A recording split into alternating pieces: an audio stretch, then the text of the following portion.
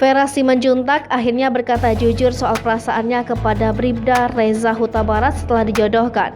Hubungan Reza Huta Barat dan Vera Simanjuntak makin sama-sama perjuangkan kasus Brigadir J.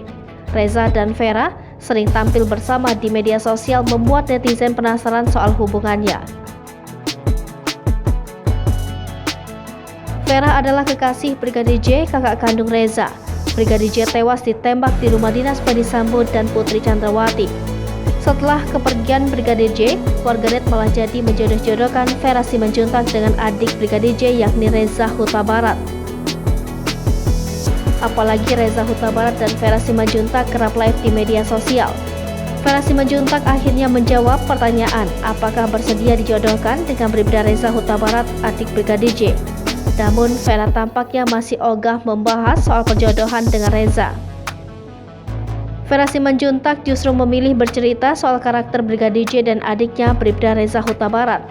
Diakui Vera, Brigadir J dan Reza memiliki sifat yang mirip.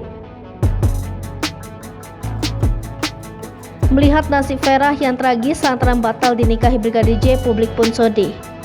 Kedekatan Reza dan Vera sebenarnya sudah terjalin sejak lama. Namun keduanya disorot saat Bribda Reza Huta Barat mengajak Vera live di Instagram secara bersama-sama. Momen itu dilakukan Bribda Reza guna menghibur Vera Simanjuntak yang berduka atas kepergian Brigadir J.